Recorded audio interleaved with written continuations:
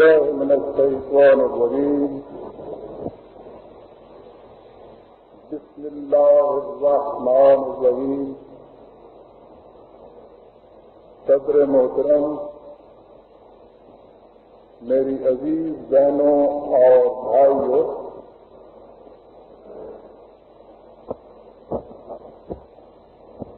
جیسا کہ آپ کو معلوم ہے، میرے آج کے خطاب کا موضوع ہے 24 مئی 1875 کی یاد میں جب پاکستان کی پہلی اینٹ رکھی گئی.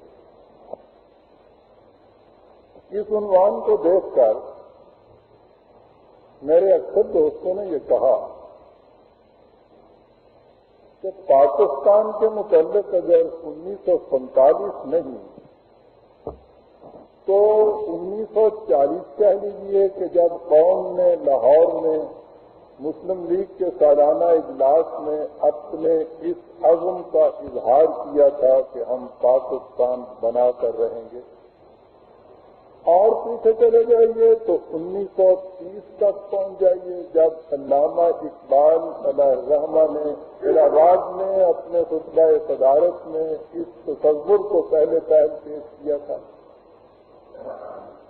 لیکن تم اسے اور 50 سال پیچھے لیے چلے جا رہے ہو، اور یہ 24 مئی 1875 کی تاریخ کو تو کبھی ہم نے اس سے پہلے سنا ہی نہیں.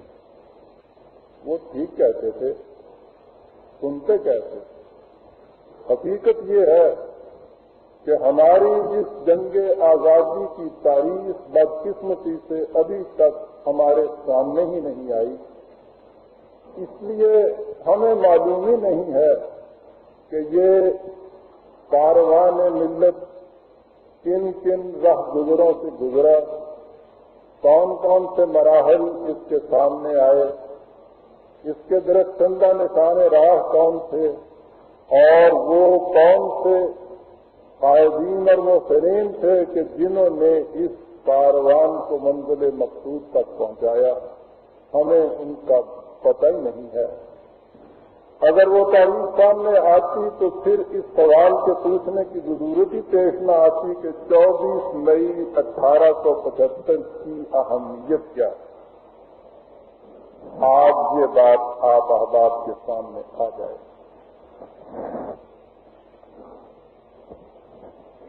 مدینہ میں قیام نظام خداوندی کے بعد مسلمانوں کو ان کی پہلی حالت کی یاد ان الفاظ میں کرائی گئی تھی کہ وَاذْكُرُوا إِذْ أَنْتُمْ قَلِيلٌ. اس زمانہ کو یاد کرو جب تم تعداد میں بہت کم تھے. مستضعفون فی الارض، مخالف قوتیں تمہیں ہر طرح سے کمزور تر کیے چلی جا رہی تھی. تخافون ان یتخطفکم الناس، نامفاد کے حالات کی وجہ سے تمہیں ہر وقت یہ خطرہ رہتا تھا کہ کہیں لوگ تمہیں اچت کر نہ لے جائیں. فآواکم، ذوق و ناتوانی اور بےکسی اور بیچارگی اور خوف و ہراس کے اس عالم میں خدا نے تمہیں ایک محفوظ مقام میں پناہ دی. وَأَيَّدَكُمْ بِنَصْرِهِ، اپنی تائید و نصرت سے تمہارے لیے قوت کا سامان پیدا کر دیا. وَرَزَقَكُمْ مِنَ الطَّيِّبَاتِ، اور زندگی کے نہایت خوشگوار سامان نہایت فراوانی سے تمہیں دیے. لَعَلَّكُمْ تَشْكُرُونَ، تاکہ تم اپنے بلند مقاصد کے لیے بھرپور کوششیں کر سکو. میں نے عرض کیا ہے کہ نظام حکومت کے قیام کے بعد مسلمانوں کو ان کی پہلی حالت کی یاد ان الفاظ میں کرائی گئی تھی. 1857 کے قیامت خیز حادثہ ہوش ربا کے بعد مسلمانان ہند کی حالت بعین ہی یہی، بلکہ اس سے بھی کچھ ابتر ہو چکی ہوئی تھی. ان کی سلطنت لٹی، دولت و حشمت تباہ ہوئی، عزت و ناموس کو غارب کیا گیا، ان کے ابنائے قوم کو ذبح کیا گیا، ان کی متاع زیست کی کوئی شے محفوظ نہیں رہی، خوف و ہراس چاروں طرف سے ان کے اوپر مسلط تھا، اور انہیں امید کی کوئی کرن کہیں سے دکھائی نہیں دیتی تھی۔ ایک طرف انگریز تھا کہ جس کے سینے میں صلیبی جنگوں کے زخم نہ کبھی مندمل ہوئے ہیں نہ کبھی مندمل ہوں گے، وہ ہمیشہ تازہ اور ہرے رہتے ہیں، اور وہ کوئی موقع ایسا نہیں چھوڑتا کہ جس میں وہ اپنی ان جنگوں کی شکست کا بدلہ مسلمانوں سے نہ لے۔ آپ سوچئے کہ ایسے وقت میں جب ایک قوم اس طرح سے لٹی پٹی اس کے سامنے ہو، وہ اپنے اس انتقام کا خون کس طرح سے اس کے انتقام کا خون جوش میں نہیں آ گیا ہوگا، اور وہ کیا کچھ مسلمانوں کے خلاف نہیں کرنا چاہتا ہوگا۔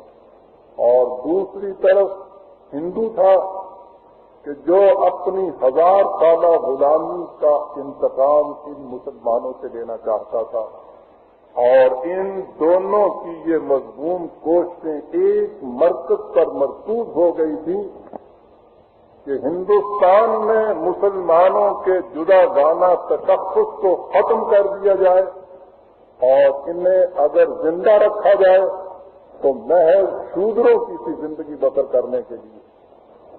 آپ غور کی برادران عزیز کہ ان سازشوں نے وہاں کیا کر دیا تھا۔ ہندو تو سازش میں بہت مشہور چلا آتا ہے، ہر پس فطرت انسان کھل کے میدان میں نہیں آیا کرتا، وہ سازشیں کیا کرتا ہے۔ ان سازشوں کے متعلق سر سید اپنے رسالہ لائل محمدن آف انڈیا میں لکھتا ہے کہ اس وقت کوئی آفت ایسی برپا نہیں ہوئی جس کے متعلق یہ نہ کہا گیا ہو کہ اسے مسلمانوں نے برپا کیا ہے، خواہ وہ کسی رام دین یا ماتا دین ہی نے کیوں نہ برپا کی ہو۔ کوئی بلا آسمان سے نہیں آئی جس نے سب سے پہلے مسلمان کا گھر نہ کاٹا ہو، کوئی کانٹوں والا درخت اس زمانے میں نہیں اگا جس کی نسبت یہ نہ کہا گیا ہو کہ اسے مسلمانوں نے بویا ہے، کوئی آتشی بگولا نہیں اٹھا جس کے بارے میں یہ نہ مشہور کیا گیا ہو کہ اسے مسلمانوں نے اٹھایا۔ یہ تھی حالت اس زمانے میں۔ قرآن کریم نے بنی اسرائیل کے اس قسم کے حالات کا ذکر کرتے ہوئے فرمایا ہے کہ وَنُرِيدُ أَن نَّمُنَّ عَلَى الَّذِينَ اسْتُضْعِفُوا فِي الْأَرْضِ، ہم نے چاہا کہ جس قوم کو اس طرح سے کچلا جا رہا ہے ان کو اپنی نوازشوں سے نوازیں، وَنَجْعَلُهُمْ أَئِمَّةً، اور انہیں ہم دوسروں کی امامت اور قیادت پر سرفراز کریں، وَنَجْعَلُهُمُ الْوَارِثِينَ وَنُمَكِّنَ لَهُمُ الْأَرْضَ، اور انہیں فرعون کی مملکت کے ایک حصے کا مالک بنا دیں اور اس طرح ملک میں ان کا اقتدار قائم کیا جائے۔ اس مقصد کے لیے ان میں صاحب غرب کلیم حضرت موسیٰ علیہ السلام کی بات ہوئی۔ نبی اکرم صلی اللہ علیہ وسلم کہ نبوت کے بعد انبیاء کرام کا سلسلہ تو ختم ہو گیا، لہذا اس قسم کے انقلابات عظیم کہ جنہوں نے قوموں کی قسمت کو بدل دینا ہو، اب انبیاء کرام کے ہاتھوں سے نہیں بلکہ ان کی تعلیم کے جو وارث ہوں گے ان کے ہاتھوں سے رونما ہونے تھے۔ اس انقلاب عظیم کے لیے عین ان حالات میں کہ جیسا میں نے عرض کیا ہے ہندوستان کے مسلمانوں کو امید کی کوئی کرن کہیں سے دکھائی نہیں دیتی تھی، فطرت کی کرم گستری سے ان میں ایک ایسا بدل دلیل پیدا ہو گیا کہ جس نے تاریخ کے دھارے کو موڑ دیا۔ اس کا نام تھا سر سید علیہ الرحمہ۔ زباں پہ بار خدایا یہ کس کا نام آیا؟ ہماری بدقسمتی ہے کہ ہم سر سید کی صحیح عظمت اور اہمیت اور اس کے حقیقی مقام سے ابھی تک واقف نہیں ہو سکے۔ اگر ہم واقف ہوتے تو پھر واقع یہ کیفیت ہوتی کہ اس کے افانات اور عظمتوں کے سامنے ہماری نگاہ احترام جھک جاتی۔ سر سید کوئی معمور من اللہ نہیں تھا، اس نے کوئی دعویٰ اپنے متعلق نہیں کیا، حتیٰ کہ جب مولانا حالی نے ان کے خزانہ حیات لکھنے کی تجویز کی تو سر سید کو لکھا کہ آپ اپنی زندگی کے متعلق مجھے کچھ لکھ کر بھیجیے۔ سنیے سر سید کیا کہتے ہیں۔ تو سید انہیں لکھتا ہے کہ میری لائف میں اس کے سوا کہ لڑکپن میں خوب کبڈیاں کھیلی، کنکوے اڑائے، کبوتر پالے، ناچ مجرے دیکھے اور بڑے ہو کر میسری کافر اور بے دین کہلائے آپ رکھا ہی کیا ہے۔ اور یہ اس وقت یہ شخص کہہ رہا ہے جبکہ اس کی عظمت، اس کی شہرت بین الاقوامی حیثیت حاصل کر چکی ہوئی تھی، اور ہندوستان ہی نہیں اس زمانے کے عالم اسلامی میں اس کی مثال اور نظیر کہیں نہیں ملتی تھی۔ اس زمانے میں اپنے متعلق یہ کہتا ہے، یہ چیز وہی شخص کہہ سکتا ہے کہ جس کو خدا نے خلوص اور دیانت کی نعمت سے نوازا ہو، جو حقیقی معنی میں قوم کا لیڈر ہو۔ ورنہ مصنوعی لیڈروں سے تو پوچھیے تو وہ تو کہا کرتے ہیں کہ ہم تو پیدائشی ولی تھے جناب۔ اس سے کم درجے کے اوپر تو کوئی اپنے آپ کو ٹھہرایا ہی نہیں کرتا، اور وہ کہتا ہے کہ میری زندگی میں اس کے سوا اور رکھا ہی کیا۔ آج کے اجتماع میں نہ تو سر سید کی سیاسی خدمات کے متعلق کچھ عرض کروں گا، نہ ان کی مذہبی اصلاحات کے متعلق، نہ ان کی ادبی تعمیرات کے متعلق ہی اس وقت کچھ کہنے کی گنجائش ہے۔ میں صرف ان کی زندگی کے یا ان کے کارنامے کو کے ایک گوشے کو لوں گا، اور وہ اس نے اس قوم کے مستقبل کے متعلق کیا سوچا اور سوچنے کے بعد اسے کس طرح سے عملی طے کر عطا کیا۔ اور یہی وہ چیز ہے برادران عزیز کہ جس کے نتیجے میں آج ہم اس مملکت میں سر اٹھا کر چلنے کے قابل ہو گئے تھے۔ اس کے لیے ذرا پیچھے چلنا پڑے گا۔ ہم 1857 میں جو کچھ ہوا انگریز نے اس کو غدر کہا۔ بدقسمتی سے ہم نے بھی اسے میٹوی ہی کہہ کر پکارا۔ وہ جنگ آزادی تھی، لیکن جو کچھ بھی وہ تھا اسے انگریز نے مسلمانوں کی طرف سے بغاوت سے تعبیر کیا، اور بغاوت کی سزا میں جو لوگ اس جنگ کے دوران میں انہوں نے ذبح کیے وہ تو الگ چھوڑیے، اس کے بعد کیفیت ان کی یہ تھی کہ کوئی نام لینے والا مسلمان ان کو ایسا نہیں دکھائی دیا کہ جس کو انہوں نے پھانسی کے تخت پہ نہ چڑھا دیا۔ چاروں طرف قیامت برکات کی کوہرام مچا ہوا تھا، مسلمان کی کوئی شے اس ملک کے اندر محفوظ نہیں تھی۔ عین اس زمانے میں سر سید اٹھا کہاں سے؟ اسی انگریز کے دفتر میں یہ ملازم تھا۔ اندازہ لگائیے 1857 یا 58 کا انگریز، اور اس انگریز کے دفتر میں ایک شخص ملازم وہ اٹھا اور اس نے اپنا مشہور رسالہ اسباب بغاوت ہند لکھا۔ آج میں یہ رسالہ پڑھیے تو پتہ چلتا ہے کہ خدا نے جسے ضرورت قلندرانہ دی ہو وہ اس قسم کے مہیب خطرات کے اندر بھی کس طرح سے حق و صداقت کی آواز کو لے کر اٹھتا ہے۔ یہ رسالہ کیا تھا؟ اس زمانے کا ایک مشہور اخبار ہوم نیوز انگلینڈ کا، اس نے اس کا تبصرہ کرتے ہوئے لکھا تھا کہ سر سید نے انتہائی دلیری سے اپنی رائے کا اظہار کیا ہے، اور یہ بات محتاج بیان نہیں کہ اس کی اس جرأت مندانہ رائے نے حکمران طبقہ کو بے حد متاثر کیا۔ ایک ٹیمپلیٹ، اور اس کے لیے اہتمام یہ تھا کہ یہاں نہ شائع کیا جائے، انگلستان میں پارلیمنٹ کے ممبروں کے گھروں تک پہنچایا اس نے اس کو ٹیمپلیٹ کو، اور اس ایک ٹیمپلیٹ کا نتیجہ یہ تھا کہ یہاں ان کی پالیسی الٹ گئی، انگریز مسلمان کچھ امن میں آ گیا۔ یہاں ایک بات یاد آ گئی، سر سید نے اس جنگ آزادی کے زمانے میں کچھ انگریز عورتوں کو اور بچوں کو پناہ دی تھی، انہیں حفاظت کے مقام میں پہنچا دیا تھا۔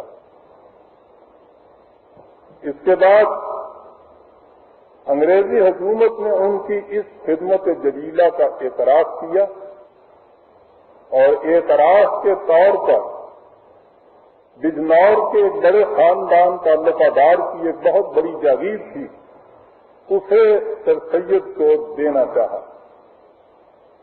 ذرا سنیے برادران عزیز، دفتر کا ایک ملازم، اتنی بڑی جاگیر پیش ہو رہی ہے، اور سر سید ان سے کہتا ہے کہ پہلی چیز تو آپ کو یہ سن لینی چاہیے کہ میں نے یہ کچھ کسی صلے اور جزا کی خاطر نہیں کیا، میں مسلمان ہوں، میرا مذہب مجھے یہ کہتا ہے کہ میدان جنگ کے اندر بھی کسی عورت اور بچے کے اوپر ہاتھ نہ اٹھاؤ، میں نے اپنے اسلام کے تقاضے سے ان کی حفاظت کی ہے، جس کا صلہ میں کسی انسان سے نہیں لینا چاہتا، پہلی چیز۔ اور دوسری بات یہ سنیے، ذہن میں پھر اس پس منظر کو رکھیے کہ بات 1858 کی اور 60 کی یہ ہو رہی ہے۔ غور کیجیے کہ انگریز کس قدر بھرا ہوا تھا غصے میں، اور مسلمان کے خلاف اس کے جذبہ انتقام کی کیفیت یہ تھی۔ اور دوسری بات سر سید یہ کہتا ہے کہ مجھے یہ تواضع سمجھ میں نہیں آیا کہ ہماری اتنی بڑی جلیل القدر حکومت نے ایک کا چھین کے دوسرے کو دینے کی ٹھانی، اپنی جیب سے ایک پیسہ بھی نہ نکالا۔ کتنا بڑا جھوٹ ہے جو مار دیا ہے۔ اور اس کے بعد اس نے کہا کہ تیسری چیز یہ سن لو کہ تم ایک انسان، بے گناہ انسان پہ ظلم کر کے اس کی جاگیر چھین کے ایک دوسرے انسان کو دیتے ہو، اور میرے نزدیک خدا کی قسم حرام ہے یہ ان کا قتل۔ اللہ، انگریز کے دفتر کا ملازم یہ باتیں ان سے کر رہا۔ بغاوت ہند سے مسلمان جو تھے کچھ بری الذمہ ہوئے، تو ایک اور بلا ہے۔ 1857 سے بہت پہلے سید احمد بریلوی اور مولانا اسماعیل شہید علیہ الرحمہ نے ایک جنگ لڑی تھی شمال مغربی سرحدی صوبے کے اندر، اسے عام طور پہ وہابی موومنٹ کہا جاتا تھا۔ انگریزوں کے دل میں اس کے خلاف بھی بڑا ہی نفرت کا جذبہ تھا۔ اب ان کو بغاوت ہند کے جرم میں مسلمانوں پہ ہاتھ ڈالنے کا تو حوصلہ نہ رہا کہ سر سید نے ایک گوشہ ان کا بند کر دیا تھا۔ انہوں نے اس وہابیت کی آڑ میں مسلمانوں پہ ہاتھ ڈالنا شروع کیا۔ جس مسلمان کو ذرا سا اونچے کرتے ہوئے چلتے دیکھا، کہہ دیا کہ یہ وہابی ہے، اور اس کے بعد کوئی قریہ، کوئی بستی، کوئی شہر، کوئی بازار نہیں تھا کہ جس کے درختوں کے ساتھ مسلمانوں کی لاشیں لٹکتی ہوئی دکھائی نہ دیتی تھی۔ سر سید کا خون ہی تو کھول دیا۔ اس نے سوچا یہ کہ مسلمان کو اس آگ سے بچانے کی اس کے سوا صورت کوئی نہیں کہ خود اس آگ میں کودا جائے، اور اس نے یہاں ہی نہیں برادران عزیز، انگلستان کے پارلیمنٹ ہاؤس نے یہ نعرہ بلند کرا دیا کہ اگر وہابی ہونا کوئی جرم ہے تو سر سید سب سے پہلے وہابی ہے۔ اور اس کے بعد کیفیت یہ تھی. میں کہنا یہ چاہتا ہوں کہ کتنے ہی نامساعد حالات کیوں نہ ہوں، اگر کوئی جرت مندانہ اقدام رکھنے والا مرد مومن حق و صداقت کی آواز زبان پہ لے آتا ہے تو اس کا اثر کتنا ہوتا ہے. اس کا اثر یہ تھا کہ اس کے بعد جہاں کہیں کسی نے کسی مسلمان پہ ہاتھ ڈالا اور اس نے صرف یہ کہہ دیا کہ میرا مذہب وہی ہے جو سر سید کا مذہب ہے، اس کو بلا مقدمہ چلا ہوئے چھوڑ دیا جاتا ہے.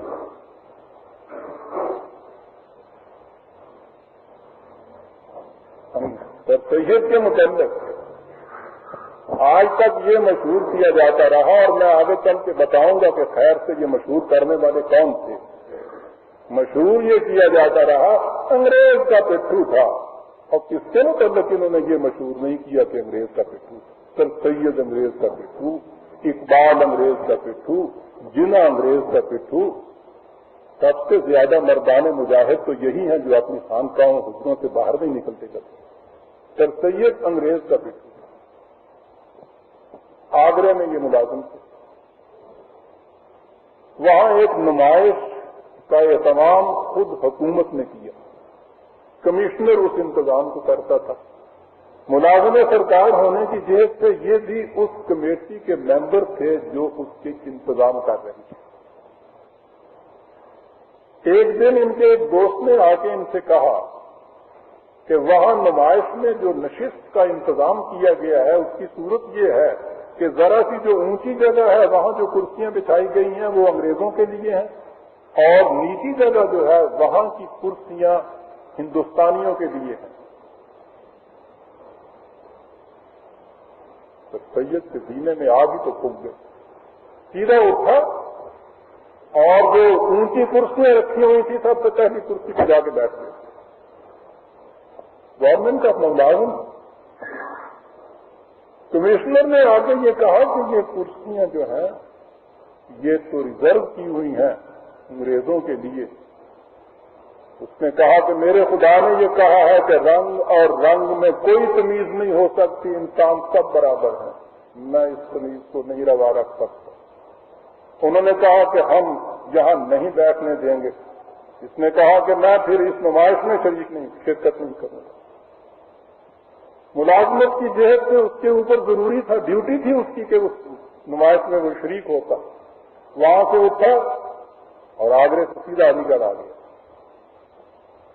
نمائش میں ہی نہیں، اس شہر میں نہیں ٹھہرے، ایکسپلینیشن کال پر ہو گیا. اس میں دو شکیں تھیں کہ ایک تو تم نے اپنا یہ ہیڈ کوارٹر ہماری اجازت کے بغیر کیوں چھوڑا، اور دوسرے یہ کہ اس نمائش کے اندر تم کیوں نہیں بیٹھے.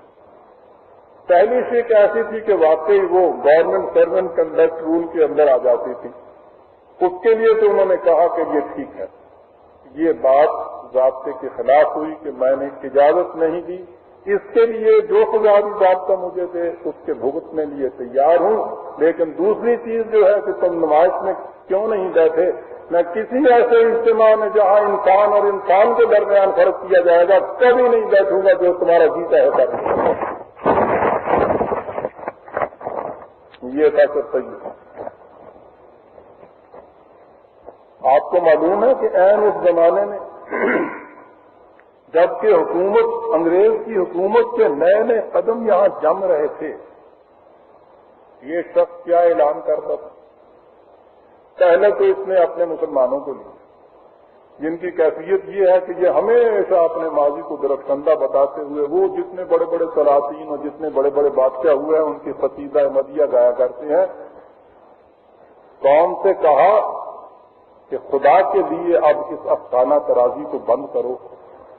جن سلاطین کے اور بادشاہوں کے تم اس طرح سے قصیدے پڑھتے ہو ان کی سلطنتیں اس کے سوا کیا تھیں کہ قوت کا والا انسان ہر زیر دست انسان کا خون چوستا چلا جاتا تھا اور ان کی ہڈیوں کے چونے کے اوپر اپنی سلطنت کی عمارتیں استوار کر رہا تھا. یہ باتیں قابل فخر نہیں ہیں، موجب ندامت ہے کسی قوم کے لیے. اس لیے خدا کے لیے ان تذکروں کو بند کرو. اور اس کے بعد یہ جو جمہوریت کا زمانہ آپ کے ہاں آ رہا تھا یہ جو انگلستان کی حکومت آپ کے ہاں آ رہی تھی اس کے متعلق کہتا ہے کہ میں مسلمان ہوں، میرا مذہب یعنی اسلام نہ شخصی حکومت کے حق میں ہے نہ کانسٹیٹیوشنل مانرکی کے حق میں۔ انگریز کی حکومت ہے یہ کانسٹیٹیوشنل مانرکی یا جسے لمیٹڈ مانرکی کہتے ہیں۔ کہتا ہے میرا مذہب نہ شخصی حکومت کے حق میں ہے نہ تمہاری اس مانرکی کے حق میں۔ میں موروثی حکومت کو خدا کی طرف سے لعنت سمجھتا ہوں۔ میرے نزدیک صحیح حکومت یہ ہے کہ ایک پریزیڈنٹ جس کو لوگ منتخب کریں اسلام اس کو پسند کرتا ہے، اور وہ اس بات کو بھی کبھی پسند نہیں کرتا کہ دولت ایک جگہ جمع ہو جائے۔ اس زمانے میں ایک شخص تھا ڈاکٹر ہنٹر، ایجوکیشنل کمشنر تھا۔ پوچھو ہی نہیں کہ مسلمانوں کے خلاف کس قدر آگ اس کے سینے میں بھری ہوئی تھی۔ اس نے ایک کتاب لکھی تھی انڈین مسلم، اور ان کے خلاف اتنا زہر اگلا تھا کہ توبہ بھری۔ سر سید نے اس کی کتاب کا جواب دیا، اور وہ جواب تو یہ ایسا دیا کرتے تھے کہ کسی کو جرأت نہیں ہوتی تھی سامنے سے کچھ کہنے کی۔ ہنٹر کے دل میں آگ بھری ہوئی۔ اس نے ایک فتویٰ مرتب کیا اور اس نے لکھا یہ کہ اگر کل کو کوئی مسلمان بادشاہ ہندوستان پہ حملہ کرے تو کیا یہاں کے مسلمان مذہب کی روح سے وہ اس سے پابند ہوں گے کہ انگریز کی حمایت کریں یا انگریز کی امان کو ترک کر کے مسلمان حملہ آور کے ساتھ ہیں؟ یہ فتویٰ اس زمانے میں بھیجا جا رہا ہے برادران عزیز، آج کی بات نہیں ہے، یہ غزل کے زمانے کی باتیں ہو رہی ہیں۔ یہ فتویٰ بھیجا جا رہا ہے یہاں مختلف لوگوں کے پاس، اصل میں تو سر سیدی کے پاس بھیجنے کی بات، اور سر سید کے پاس۔ یہ مدعیان حریت و آزادی نے کیا کیا جوابات دیے اس کو تو چھوڑیے، یہ جو گورنمنٹ سروس میں بیٹھا ہوا یہ شخص تھا، غور فرمائیے کہ یہ کیا جواب دیتا ہے۔ سر سید نے اس کے جواب میں لکھا کہ کوئی شخص یہ نہیں کہہ سکتا کہ کل کسی بڑے ہنگامے میں قوم کا کیا حال ہوگا، لیکن میں یہ یقین کے ساتھ کہہ سکتا ہوں کہ ایسی حالت میں مسلمان وہی کچھ کرے گا جو ان کی پولیٹیکل حالت کا تقاضا ہوگا، وہ کوئی کمٹمنٹ کرنے کے لیے تیار نہیں۔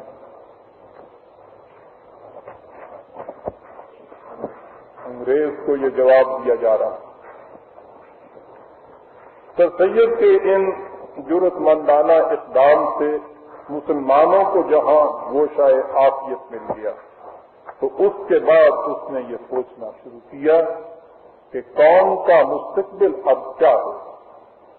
وہ ان کی لوٹی ہوئی دولت اور سلطنت ان کو واپس نہیں دلانا چاہتا تھا، وہ چاہتا تھا کہ یہ انسانیت کے مقام کے اوپر کسی طرح سے پہنچ جائیں، اور اس کے لیے اس نے صحیح طور پر سوچا کہ جہان تازہ کی افکار تازہ سے ہے نمود کہ سنگ و خشت سے ہوتے نہیں جہاں پیدا۔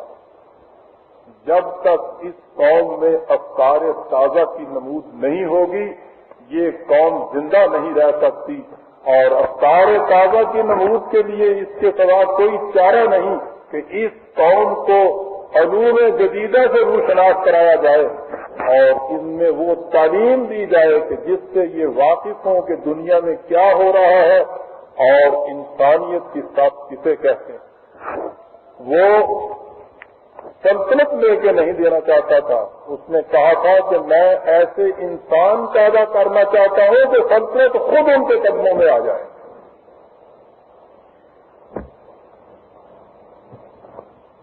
اسی زمانے کا ذکر ہے کہ وہ ایک اپنے مقالے میں لکھتے ہیں، میں جب رات کو آسمان کی طرف دیکھتا ہوں تو اس کے اس حصے کی جو نیلا نیلا اور ڈراؤنا سا دکھائی دیتا ہے کچھ بھی پرواہ نہیں کرتا، لیکن ان ستاروں کو دیکھنا چاہتا ہوں جو اس میں چمکتے ہیں اور معشوقانہ انداز سے ہمیں اپنی طرف کھینچتے ہیں۔ کیا تم اپنی قوم میں اس قسم کے لوگ پیدا کیے بغیر جو ستاروں کی طرح چمکتے ہوں اپنی قوم کو معزز اور دوسری قوموں کی نگاہوں میں باعزت بنا سکتے ہو؟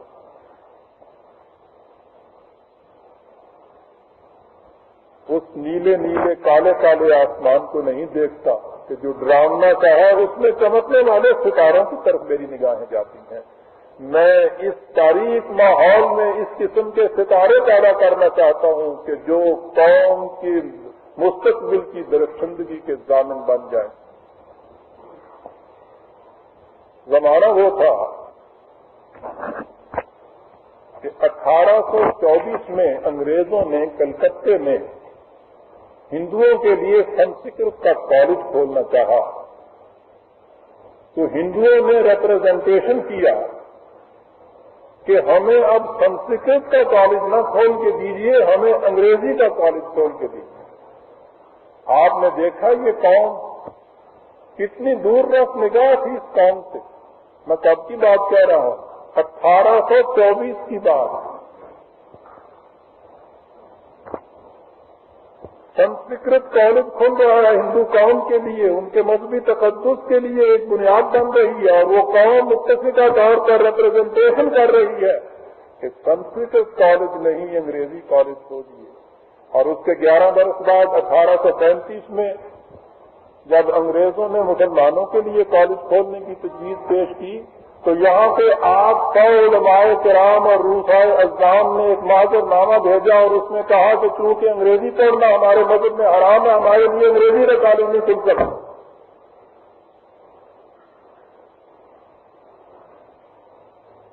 اور کالج نہ کھلایا گیا. نتیجہ اس کا یہ کہ 1858 میں کلکتے، بمبئی اور مدراس میں جدید علوم کی یونیورسٹیاں قائم ہو چکی ہوئی تھیں اور جن میں ہندو ذوق در ذوق داخل ہو رہا تھا. اور کیفیت یہ تھی کہ 20 سال کے عرصے میں تمام ملک میں صرف 20 گریجویٹ مسلمان پیدا ہو سکے.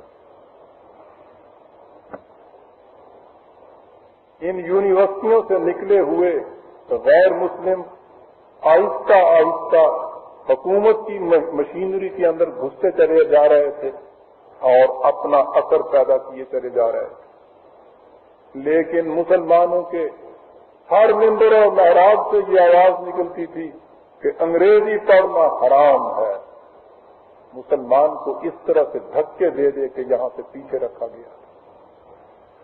پھر سید 1863 میں غازی پور میں تعینات تھے کہ انہوں نے وہاں سائنٹیفک سوسائٹی کی بنیاد رکھی اور اس نے کیا یہ کہ اگر اس قوم کو ابھی انگریزی پڑھنے سے روکا جا رہا ہے تو انگریزی زبان میں جو کچھ سائنس کی ریسرچ ہو اس کے ترجمے اردو میں کر دیے جائے تاکہ اس قوم کے حصے میں کچھ تو آ جائے.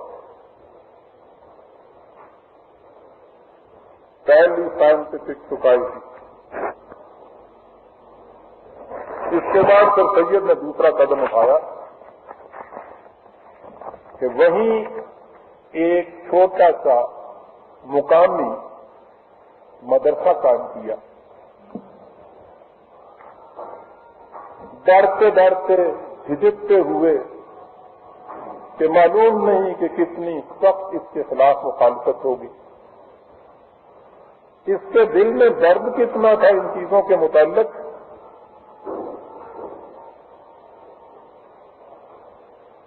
ایک سیکنڈ کے لیے مجھے ٹھہرنا چاہیے. اذان ہو رہی ہے.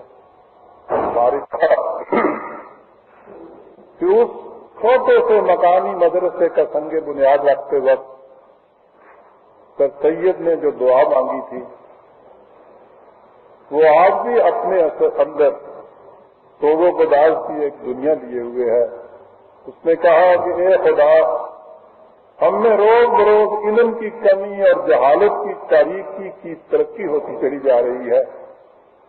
ایسا ہو رہا تھا کہ تو نے ہمارے دلوں کو پھیرا کہ ہم علم کی روشنی پھیلانے پر مستعد ہوئے. بے شک سب کے دل تیری انگلیوں میں ہے، جس طرف تو چاہتا ہے پھیرتا ہے.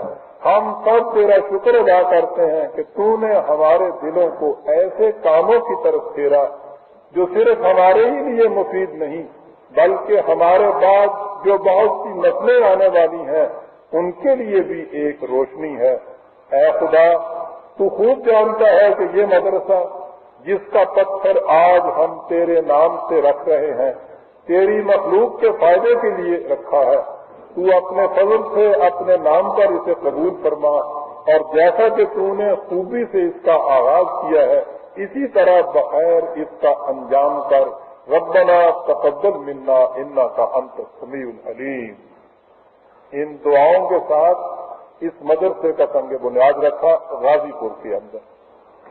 وہ جب وہاں سے غازی پور سے علی گڑھ تبدیل ہو کے آئے تو سائنٹیفک سوسائٹی کو بھی اپنے ساتھ لے آئے. وہ تو نام ہی سر سید کا تھا یہ سب کچھ.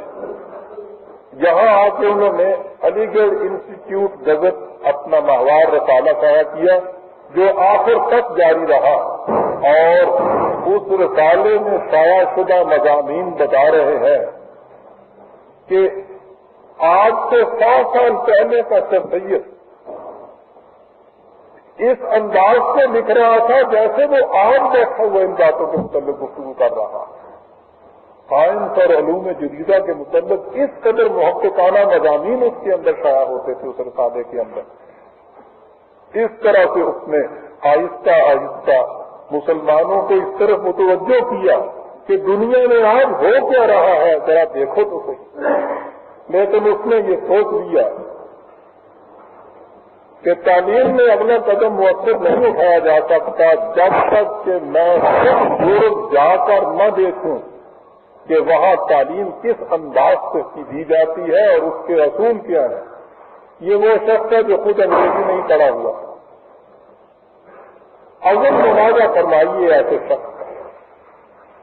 چنانچہ وہ لکھتے ہیں کہ اس نے اس مقصد کے لیے گھر کا اسباب بیچا, کوٹھی رہن رکھی, سود کا روپیہ قرض لیا اور انگلستان کی طرف روانہ ہو گیا دونوں بیٹوں کے ساتھ تھے. وہاں جا کر اس نے ایک ایک چیز کا مشاہدہ اپنی نگاہ بصیرت سے کیا.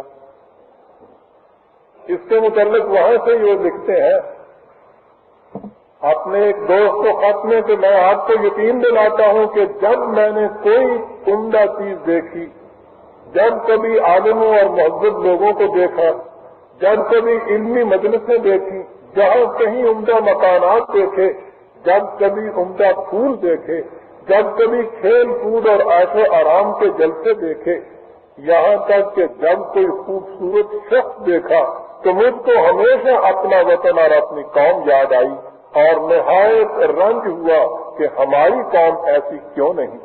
جہاں تک ہو سکا ہر موقع پر میں نے مسلمانوں کی ترقی کی تدبیروں پر غور کیا. سب سے اول یہی تدبیر سوچی کہ قوم کے لیے قوم ہی کے ہاتھوں سے ایک مدرسۃ العلوم قائم کیا جائے. سر سید ان تمام مشاہدات کے محاصل کو اپنے دامن نگاہ میں سمیٹتا ہوا 1870 میں ہندوستان واپس پہنچا اور یہاں پہنچنے کے بعد اس نے فوراً ایک کمیٹی بنائی جس کا نام تھا خاصگار ترقی تعلیم مسلمانان. اس کمیٹی کے ذمہ کام یہ لگایا گیا کہ وہ سارے ملک میں پھر کر تحقیقات کرے کہ مسلمانوں کے راستے میں تعلیم کی طرف آنے میں رکاوٹیں کیا کیا ہیں تاکہ اس کو دور کیا جائے. اس کمیٹی نے بڑا کام کیا. خود اس کا بیٹا اس کا جوائنٹ سیکرٹری تھا. رپورٹ مرتب ہو کے آئی اور سر سید نے اس کے ایک ایک گوشے کو دیکھا اور کمیٹی کا پہلا جلسہ منعقد کرنے کے لیے اعلان کیا. بظاہر ایسا نظر آتا ہے کہ تعلیم کا مسئلہ کچھ مکینیکل سا مشین کا ہے, ذہنوں سے اس کا تعلق ہے, کچھ جذبات سے اس کا تعلق نہیں ہے. لیکن آپ ذرا دیکھیے کہ سر سید کے جذبات سے اس مسئلے کو کتنا گہرا تعلق تھا. سر سید کے یار غار دست راست محسن الملک تھے. نواب محسن الملک. وہ نواب محسن الملک خود اپنے ایک مقالے میں لکھتے ہیں کہ اس کمیٹی کے جلسے میں شرکت کے لیے سر سید نے مجھے بھی بلایا اور رات کو سر سید نے میرا پلنگ بھی اپنے کمرے میں بچھوایا. 11 بجے تک مسلمانوں کی تعلیم کے متعلق باتیں ہوتی رہیں. اس کے بعد میری آنکھ لگ گئی. 2 بجے کے قریب جو آنکھ کھلی تو میں نے سر سید کو ان کے پلنگ پر نہ پایا. میں انہیں دیکھنے کے لیے کمرے سے باہر نکلا. دیکھتا کیا ہوں کہ برآمدے میں ٹہل رہے ہیں اور زاروں قطار روتے جا رہے ہیں.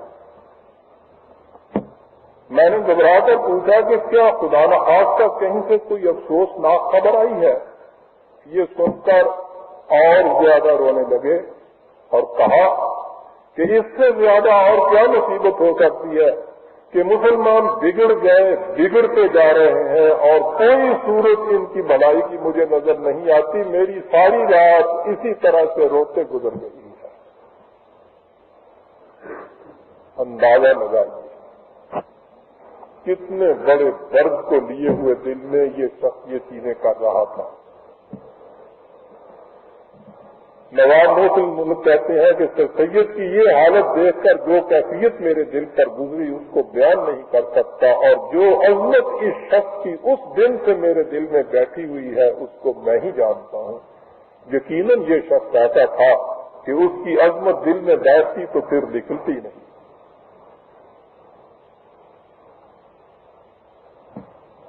اس کے بعد اس کمیٹی کی رپورٹ پر میں تفصیل میں نہیں جانا چاہتا کہ وقت تھوڑا ہے، ورنہ اس تفصیل میں بھی ایک جز میں آپ دیکھیں گے کہ سر سید کس قدر جز رسید، دور نگری اور بصیرت سے کام لیتا ہوا چلا جاتا تھا. بہرحال سر سید نے ان تمام لوگوں کو آمادہ کر لیا، ملک میں فضا کو ہموار کیا اور اس طرح سے 24 مئی 1875 کو علی گڑھ میں پہلے مدرسے کی بنیاد رکھ دی جو بعد میں کالج بنا اور اس کے بعد یونیورسٹی بنا. 24 مئی 1875 کا وہ دن ہے برادران عزیز جب اس کا سنگ بنیاد رکھا گیا. اور جیسا کہ میں ذرا آگے چل کے بتاؤں گا، یہ اس چھوٹے سے مدرسے کا سنگ بنیاد نہیں تھا، یہ پاکستان کی عظیم مملکت کی پہلی اینٹ تھی جو مدرسے کی شکل میں رکھی گئی.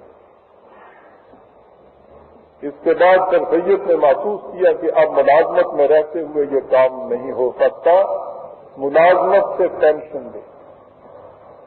کام کرنے کے جذبے کی یہ کیفیت تھی کہ 1861 میں جب سر سید کی عمر ابھی 44 برس کی تھی، ان کی بیوی کا انتقال ہو گیا اور سر سید نے پھر ساری عمر نکاح نہیں کیا کہ اگر میں گھر کے جھمیلوں میں پھنس گیا تو یہ تعلیم کا کون انتظام کرے گا. کتنے بڑے انکار کا انسان تھا. سب سے بڑا مرحلہ اس کالج کے لیے چندے کی فراہمی کا تھا. سر سید نے جھولی بغل میں ڈالی اور ملک میں چندہ مانگنے کے لیے نکلا. ملک کے ایک ایک کونے میں پھرا. چندہ دینے کی کیفیت یہ تھی کہ پٹیالے میں ان کے ایک دوست تھے، وزیر تھے، وہاں گئے ہوئے تھے. معلوم ہوا کہ ان کے ہاں خدا نے پوتا دیا ہے. تو اس زمانے میں رواج تھا کہ جس کے ہاں یہ کوئی بیٹا ہوتا تھا پیدا یا پوتا پیدا ہو تو جس طرح سے یہ ہمارے ہاں کے یہ خسرے جاتے ہیں مانگنے کے لیے اور ان کو ملتی ہے اسے چراغی کہتے ہیں. سب سے پہلے صبح اٹھتے ہی سے سید اس کے گھر پہ جا پہنچے اور ان سے کہا کہ صاحب وہ جو چراغی کے روپے ہیں نا وہ میرے کالج کو دے دیجیے. دوستوں کے ہاں جاتے تھے، سفر میں نکلتے تھے، ہر جگہ ان کے ملنے والے، ہر جگہ ان کا احترام کرنے والے، ہر جگہ ان کے دوست تھے. وہ کرتے تھے، دعوت دیتے تھے تو دعوت قبول کر لیتے تھے. قبول کرنے کے بعد ان سے کہتے تھے کہ دیکھو بابا، یہ جتنے پیسے تم خرچ کرو گے میری دعوت میں اس میں سے چوتھا حصہ رکھ لو اور باقی مجھے نقد دے دو، میرے کالج کے کام آئے.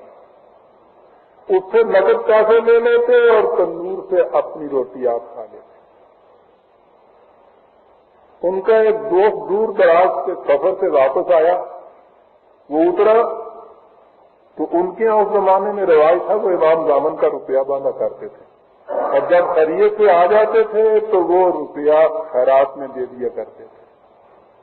تو وہ آیا تو یہ ان کو ملنے کے لیے گئے. انہوں نے کہا کہ بڑی خوشی ہوئی، مدت کے بعد تم ملنے کے لیے آئے. کہنے لگے نہیں، میں ملنے کے لیے تو نہیں آیا، میں نے کہا تم امام زامن کا روپیہ کسی اور کو نہ دے دو.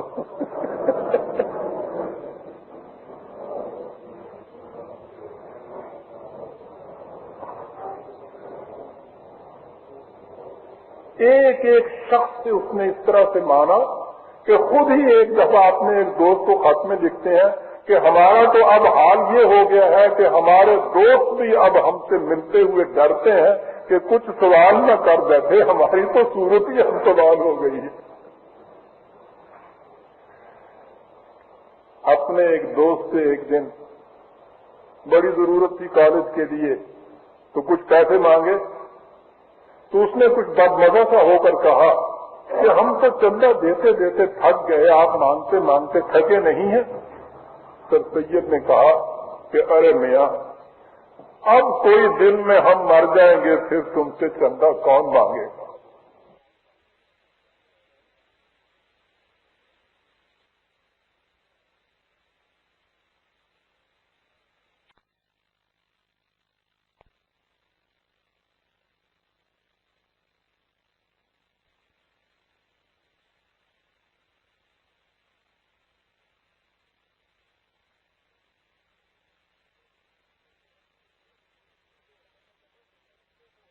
تو اس سے بحران مچا دیا جاتا ہے کہ صاحب دیکھیے نماز جیسی چیز کے اندر بھی یہ کہہ رہے ہیں کہ تبدیلیاں ہوں گی.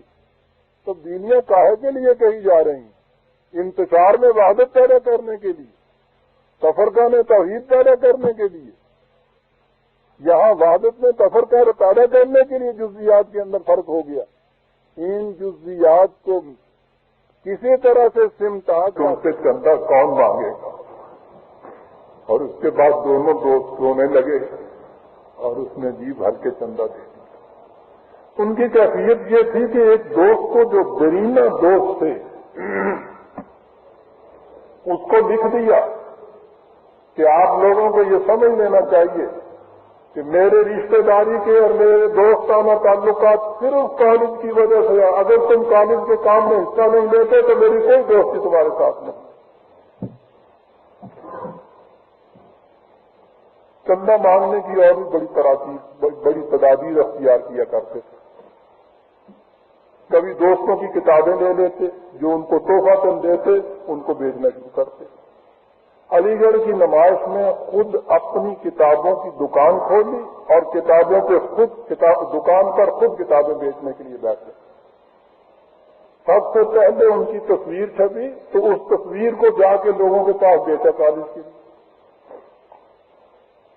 اور ایک واقعہ تو ایسا ہے برادران عزیز کہ اس کو بیان کرتے ہوئے آج بھی احساس کا دل کا احساس درج اٹھتا ہے کہ یہ شخص کہاں تک پہنچا ہوا تھا اس قوم کے درد کے اندر.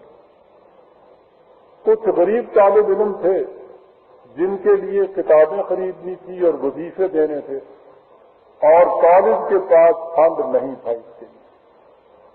ہر طرف سے اس نے کوشش کی لیکن اس کے لیے کہیں سے کامیابی نہ ہوئی. تو سر سید نے ایک تھیٹر کے ناچ کا سا ایک ڈرامہ، ایک تماشا اس قسم کا اعلان کر دیا. سب نے منع کیا کہ یہ کیا کر رہے ہو. اس نے کہا کہ یہ چیز تمہارے لیے باعث حسرت ہوگی، میرے لیے نہیں ہو سکتی. میرے 20 بچے اس وقت محتاج ہو گئے ہیں، مجھے ان کے لیے سب کچھ کرنا ہے. تماشا رچایا. سب سے پہلے خود اسٹیج پر آ گئے اور اسٹیج پر آ کے انہوں نے یہ تقریر کی کہ کون ہے جو آج مجھ کو اسٹیج پر دیکھ کے حیران ہوتا ہوگا وہی جن کے دل میں قوم کا درد نہیں، وہی جن کا دل جھوٹی شیخی اور جھوٹی مشیخت سے بھرا ہوا ہے۔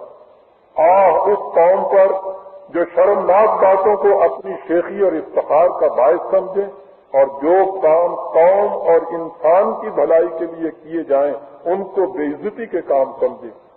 اس قوم پر جو لوگوں کو دھوکہ دینے کے لیے مکر و پندار کے کالے سوت سے بنے ہوئے تقدس کے برقعے اپنے منہ پر ڈالے مگر اپنی بدصورتی اور دل کی برائی کا کوئی علاج نہ سوچے۔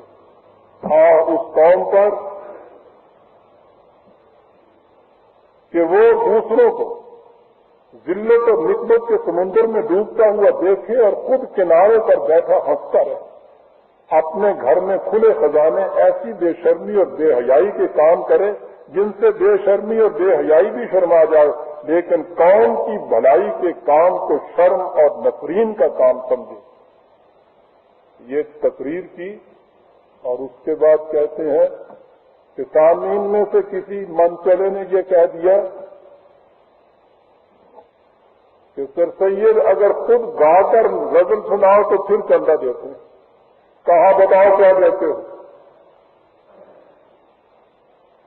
اور جب اس پر شرطیں بدھی اور زیادہ سے زیادہ آفر ہوئی تو سوچیے برادران عزیز، 70-80 برس کا بوڑھا سر سید، عالمگیر شہرت کا مالک، بھاری بھرکم انسان، اسٹیج پہ کان پہ ہاتھ رکھ کے غزل گا رہا ہے اور چندہ مانگ رہا ہے۔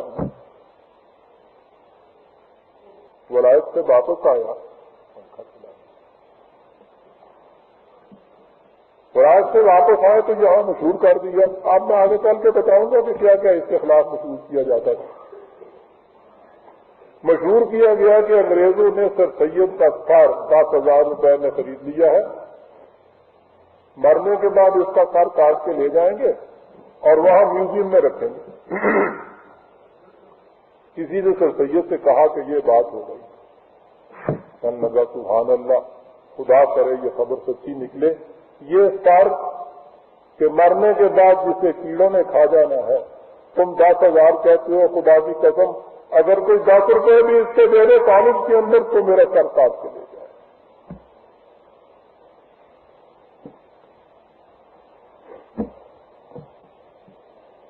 سر سید یہ کچھ کر رہا تھا اور آپ حیران ہوں گے یا شاید منتظر ہوں گے کہ کچھ معلوم ہو کہ یہ قوم کے سب سے بڑے درد کو دل میں لیے ہوئے یہ حاملان شرع نتیم اور یہ نمبردان دین مبین، یہ کیا خاموش بیٹھے ہوئے یہ سب کچھ دیکھ رہے تھے؟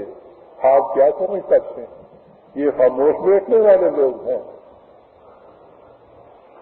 سر سید اس لوٹی اور پٹی ہوئی قوم کے لیے یوں جھولیاں پھیلائے ہوئے اس طرح سے ایک ایک تائی تائی مانگ رہا تھا۔ وہ اسٹیج پہ کھڑا ہوا ناچ رہا تھا، غزلیں گا رہا تھا، اور یہ قوم کے علمبردارہ نے شریعت اس کے پیچھے کفر کے فتوے لیے پھر رہے۔ مدرسے کی بنیاد رکھی تو پہلا فتویٰ شائع ہوا کہ جو لوگ مدرسۃ العلوم کو قائم کرنا چاہتے ہیں وہ در حقیقت مسلمان نہیں۔ پہلا کام ہی ان کا یہ ہوتا ہے کہ ان کو اس ملت کے دائرے سے خارج کیجیے۔ اس سے آگے بڑھے تو اور فتویٰ شائع ہوا۔ زبان ملاحظہ فرمائیے ذرا فتوے، ایسے ناپاک کام کا نام مدرسہ رکھنا اور محلے تعلیم و تحصیل سمجھنا آدمیت سے نکلنا ہے اور زمرہ حیوانیت میں داخل ہونا ہے۔ جی، کسی تعلیم گاہ کے اندر جانا انسانیت سے نکل کے حیوانیت کے زمرے کے اندر داخل ہونا سب کہتے ہیں، بلکہ فرق کرنا مال کے ایسے محل میں موجب کنڈا ہونا جہنم کا ہے اور ایسے بے محل میں سائی ہونا ہیما اور حطب بننا لازم۔ الحاصل معاونت ایسے غارتی دین و ایمان کی اور اس کو اللہ کے لیے کام سمجھنا کفر ہے، الحاد ہے، ارتاد ہے۔ یوں سمجھو کہ اپنے ہاتھ سے جہنم میں مقام تعمیر کرنا۔ فرنگی محل کے مولوی عبد الحی صاحب آگے بڑھے اور فرمایا کہ یہ شخص مخرب دین اور ابلیس لعین کے وسوسے سے صورت اسلام میں تقریب دین محمدی کی فکر کر رہا ہے۔ جب یہاں سے جینا بھرا تو دوڑے دوڑے مکہ معظمہ پہنچے پکا فتویٰ لینے کے لیے۔ وہاں سے مذاہب اربع کے مفتیوں کا، چاروں مذاہب، حنفی، شافعی، مالکی، حنبلی، اس زمانے میں کعبے کے اندر یہ چار مسلے ہوا کرتے تھے، ان چاروں اماموں کے، چاروں اماموں کا متفقہ فتویٰ لے آئے یہ شخص ضال اور مضل ہے، بلکہ ابلیس لعین کا خلیفہ ہے، اس کا فتنہ یہود و نصارہ کے فتنے سے بھی بڑھ کر ہے، خدا اس کو سمجھ۔ اور مکے سے آگے پھر مدینہ منورہ گئے اور وہاں سے جا کے یہ فتویٰ لائے کہ یہ شخص یا تو ملحد ہے یا شرع سے کفر کی کسی جانب مائل ہو گیا ہے۔ بس اگر یہ اس شخص نے گرفتاری سے پہلے توبہ کر لی اور ان گمراہیوں سے رجوع کر لیا تو قتل نہ کیا جائے، ورنہ اس کا قتل واجب ہے دین کی حفاظت کے لیے، اس کا قتل واجب ہے دین کی حفاظت کے لیے۔ اگر اس کا مدرسہ بن گیا تو اس مدرسے کا دھا دینا دین کی سب سے بڑی خدمت۔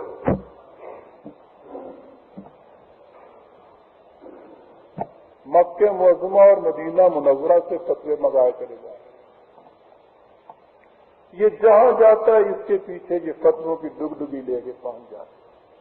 پوری کوشش ہوتی ہے کہ اس کا جلسہ نہ ہونا پائے، جلسے میں لیکچر دینے کے لیے کھڑا ہو تو شور برپا کر دے کہ لیکچر نہ یہ دینے پائے، اینٹیں مارتے، پتھر مارتے، لوگوں کو مشتعل کرتے، اس کے قتل کے درپے ہو گئے، اس کے پیچھے لوگ پھرتے تھے اس کی جان کے لیے، اور یہ اعلان کرتا تھا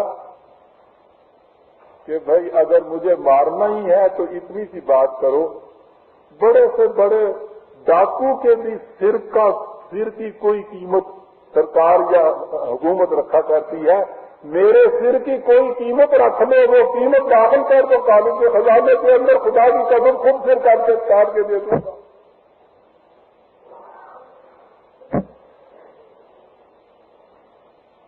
ان فتنوں کے خلاف خود تو کچھ نہیں کہتے، لیکن جب اس کا اثر جا کر کالج کے چندے پر پڑتا تھا تو اس وقت پھر سر سید سے نہیں رہا جاتا تھا۔ چنانچہ سر سید اپنے چندے کی مہم میں جب لاہور آیا ہے، اور یہ چیز آپ کے لیے شاید کچھ موجب خوشی ہو کہ سر سید کی کالج کی اس مہم نے سب سے زیادہ حصہ آپ کے اس خطہ زمین نے لیا تھا، اور اسی وجہ سے سر سید نے اس زمانے میں انہیں زندہ دلانے پنجاب کہا تھا۔ لاہور میں جب یہ آیا ہے تو بڑا عظیم جلسہ برپا تھا، اور ان کی مخالفت بھی اسی شدت سے یہاں برپا تھی، کسی طرح سے انتظام کر کے، اور یہ شخص اسٹیج پہ کھڑا ہو گیا، اور یہاں اس نے اس عظیم اجتماع سے جو خطاب کیا ہے، ہماری خوش قسمتی ہے کہ حالی نے اسے لفظاً لفظاً محفوظ کر کے اپنی کتاب میں درج کر دیا ہے۔ سنیے برادران عزیز، کس درد و الم میں ڈوبے ہوئے الفاظ سے یہ وہ چیز بیان کرتا ہے۔ اے بزرگان پنجاب، میں فرض کرتا ہوں کہ میں بد عقیدہ ہوں، مگر میں آپ سے پوچھتا ہوں کہ اگر ایک کافر و مرتد آپ کی قوم کی بھلائی کے لیے کوشش کرے تو کیا آپ اسے اپنا خادم، اپنا خیر خواہ نہیں سمجھیں گے؟ آپ کے دولت سرا بنانے میں، جس میں آپ آرام فرماتے ہیں اور آپ کے بچے پرورش پاتے ہیں، آپ کے لیے مسجد بنانے میں، جس میں آپ خدائے ذوالجلال کا نام پکارتے ہیں، چوڑے، چمار، کلی، کافر، بت پرست، بد عقیدہ سب مزدوری کرتے ہیں، مگر آپ نہ کبھی اس دولت خانے سے دشمن ہوتے ہیں، نہ کبھی اس مسجد کے منہدم کرنے پر آمادہ ہوتے ہیں۔ بس آپ مجھ کو اس مدرسۃ العلوم کے قائم کرنے میں ایک کلی چمار کی مانند تصور کر لیجیے اور میری محنت اور مشقت سے اپنے لیے گھر بننے دیجیے، اور اس وجہ سے کہ اس کا بنانے والا یا اس میں مزدوری کرنے والا ایک کلی چمار ہے، اپنے گھر کو مت ڈھائیے۔ کیا آپ صاحب مجھ بدبخت نامہ سیاہ کے شامت اعمال کی باعث اپنی قوم کو اور اپنی اولاد کو نسل بعد نسل دبونا اور خراب و خستہ حالت میں ڈالنا چاہتے ہیں؟ اگر آپ صاحب میری حالت کو بدتر جانتے ہو تو اس سے تو عبرت پکڑو، لیکن برائے خدا اپنی قوم کی اور اپنی بھلائی کی، اپنی اولاد کی بھلائی کی فکر تو مت بھولو۔ میں کافر ہوں تو میں جہنم میں جاؤں گا، لیکن اگر آپ نے میرے کفر کی وجہ سے اس میں حصہ لینا چھوڑ دیا تو ساری کی ساری قوم اور آئندہ آنے والی نسلیں جہنم میں چلی جائیں گی۔ اور حال ہی لکھتے ہیں کہ معلوم نہیں کہ کس عالم میں انہوں نے یہ بات کہی تھی کہ پورا مجمع زار و قطار رو رہا تھا، اور سر سید جتنا باندھنے کے لیے آیا تھا اس سے 10 گنا اس مجمع نے سر سید کو دے دیا تھا۔ خلوص اور صداقت کی آواز میں برادران کریم بڑا ہی اثر ہوا کرتا۔ اور اپنے ایک دوست کو لکھتے ہیں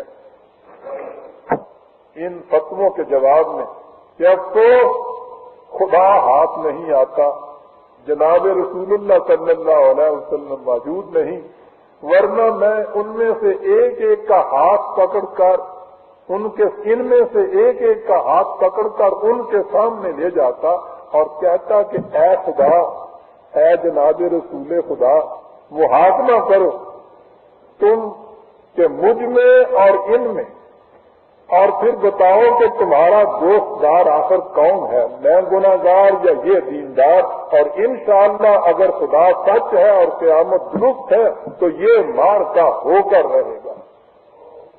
لیکن برادران عزیز، اسے تو قیامت تک کا انتظار کرنے کی ضرورت ہی نہیں ہے، زمانے نے خود اس کا فیصلہ کر کے دکھا دیا۔ آج ساری دنیا میں سر سید کا نام ستاروں کی طرح چمک رہا ہے، اور اس پورے کے پورے زمرہ نے جنہیں اس کے خلاف اس قدر فتوے صادر کیے تھے، کوئی شخص جانتا تک نہیں، جانتا ہے تو اس نسبت سے کہ انہوں نے سر سید کے خلاف فتویٰ دیا۔ قیامت تک کے لیے تو انتظار کرنے کی ضرورت ہی نہیں ہوتی۔ اسی لیے تو اللہ تعالیٰ نے کہا ہے کہ وَتَرَكْنَا عَلَيْهِ فِي الْآخِرِينَ كَذَلِكَ نَجْزِي الْمُحْسِنِينَ۔ جو خلوص سے قوم کی خدمت کرتا ہے، ہمارے راستے میں صدق کے دل سے جو آتا ہے، ہم اس کی یاد کو زمانے میں تازہ رکھتے ہیں، اس طرح سے ہم خلوص اور نیک نیتی کا اجر دیا کرتے ہیں۔ ملا کی ان تمام مخالفتوں کے باوجود کالج بن گیا اور اس کے نتائج برآمد ہونے شروع ہو گئے۔ جیسا کہ میں نے شروع میں کہا تھا، کلکتے، مدراس اور بمبئی میں 1858 میں یونیورسٹیاں بن چکی ہوئی تھیں، جہاں سے ہندو بکثرت گریجویٹ بن کر اعلیٰ اعلیٰ ڈگریاں لے کر باہر نکلتے چلے آ رہے تھے، اور مسلمانوں سے کہا جا رہا تھا کہ انگریزی پڑھنا ان پر حرام۔ اس کا نتیجہ یہ تھا کہ 1875 تک جب یہ پہلے مدرسے کی بنیاد رکھی گئی ہے، ملک میں قریب 850 ہندو گریجویٹ تھے اور صرف 20 مسلمان گریجویٹ پیدا ہوئے۔ علی گڑھ کالج 1878 میں کھلا، اور اس کے 20 سال بعد جب سر سید کی وفات ہوئی، ملک میں 126 مسلمان گریجویٹ اور 174 انڈر گریجویٹ۔ اس کالج نے اتنا ہی نہیں کیا، بلکہ اس نے اس دیوار کو گرا دیا جو مسلمانوں کے اور علوم حاضر کے درمیان کفر کا ہوا بن کر کھڑی تھی۔ نتیجہ یہ ہوا کہ ملک کے دوسرے مقامات میں، لاہور، امرتسر، کراچی، حیدرآباد، بہاولپور وغیرہ میں مسلمانوں کے اسکول اور کالج کھلنے شروع ہو گئے۔ اس کا نتیجہ یہ تھا کہ 1881 تک مسلم میں کہ جہاں 1881 تک ملک میں صرف 43 مسلمان گریجویٹ تھے، 1893 تک ان کی تعداد 339 تک پہنچ گئی، 1894 سے 1898 تک صرف الہ آباد اور پنجاب میں ان کی تعداد 185 تھی۔ عام تعلیم کی حالت یہ تھی کہ بنگال میں 1881 میں کالجوں اور اسکولوں میں 1,85,000 مسلمان تھے اور 1896 میں ان کی تعداد 4,90,000 تک پہنچ گئی تھی۔ یہ نتیجہ تھا ایک مرد خدا اندیش اور دیدہ ور کی دور لگی اور جرأت اندیشی کا، جہان را دیگر گوں کرد یک مرد خدا گائے۔ میں یہ کچھ کہہ رہا ہوں برادران عزیز، اور میرے تصور میں وہ جذبات اور وہ خیالات ہیں جو اس وقت آپ کے دل میں پیدا ہو رہے ہیں کہ اگر اس کی کوششوں سے کچھ مسلمان گریجویٹ ہو گئے، کچھ بچے انگریزی کی تعلیم پا لیا، تو یہ کون سا اتنا انقلاب آخری مارکا ہے جس کے لیے ہمیں کہا جا رہا ہے کہ اس کی یاد مناؤ اور اسے پاکستان کا اولی معمار سمجھو اور اسے یہ سمجھو کہ اس نے جہان را دیگر گوں کر۔ بات برادران عزیز چند مسلمان گریجویٹس کی نہیں، بات تو تاریخ کا دھارا موڑنے کی۔ سب سے پہلی چیز سے سید نے یہ دیکھی کہ دنیا میں جو قوم فطرت کی قوتوں کو مسخر نہیں کرتی، وہ مومن ہونا تو ایک طرف رہا، مقام آدمیت تک بھی نہیں آ سکتا۔ اس نے نیچر نیچر نیچر اتنی شدت سے پکارنا شروع کیا کہ آپ کو پتا ہے کہ سید کو نیچری کہا گیا۔ یہ نیچری کیا مانے تھے؟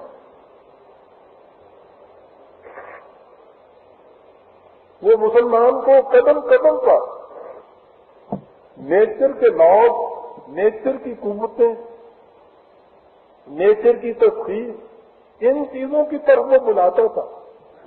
اور آپ کو معلوم ہے کہ جب اس کے کفر کا فتویٰ لگا ہے تو کس بنا پہ لگا؟ اس بنا پر کہ یہ نیچری ہو گیا۔ اندازہ لگائیے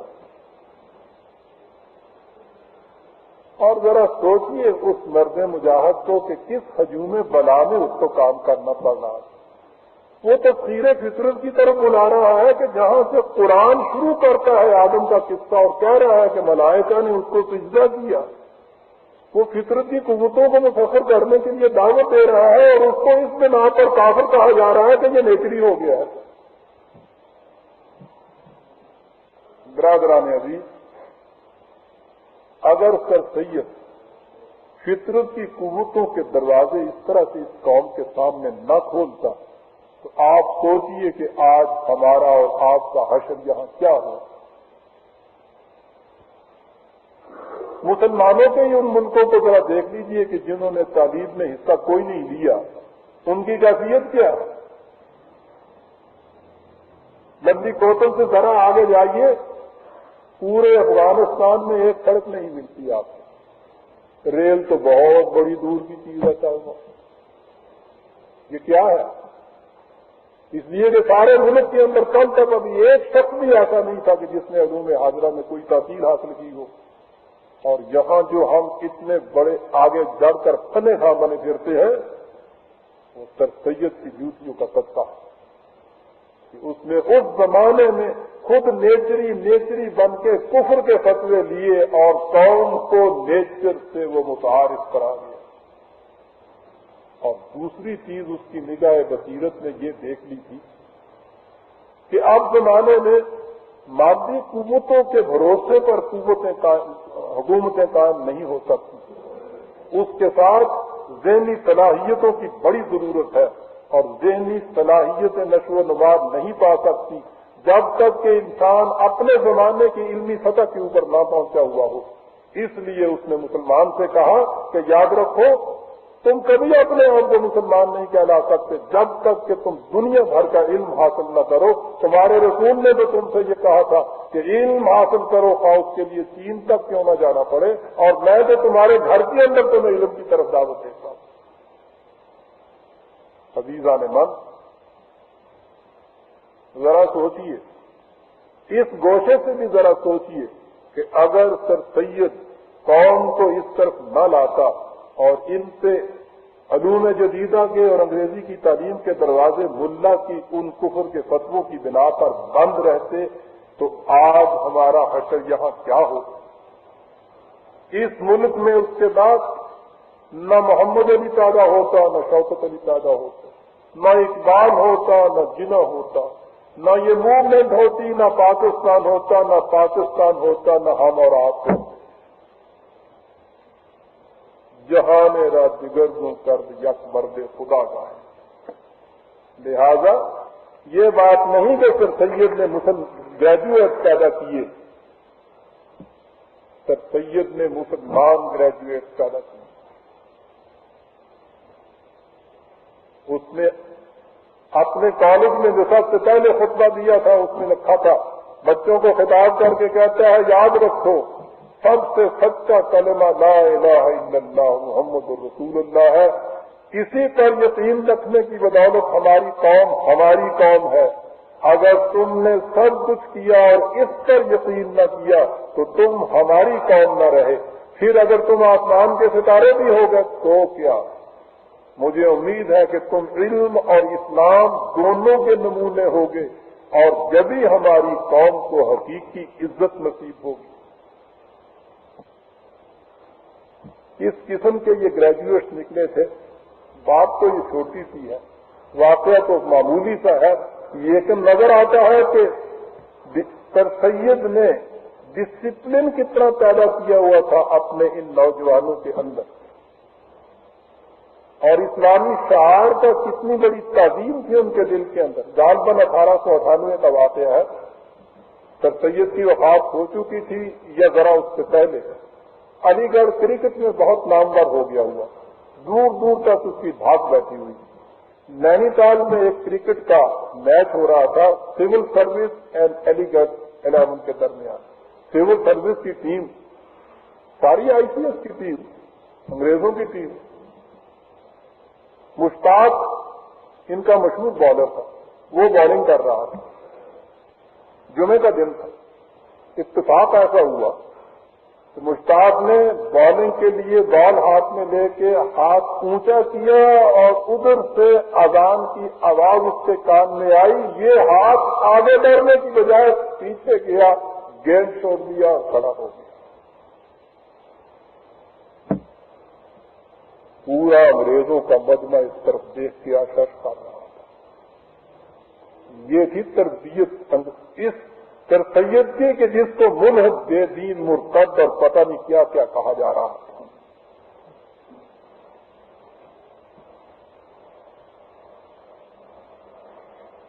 اس مقام پر برادران عزیز ایک وہ واقعہ پیش آیا جو دنیا کے ہر عظیم انسان کے ساتھ پیش آیا کرتا.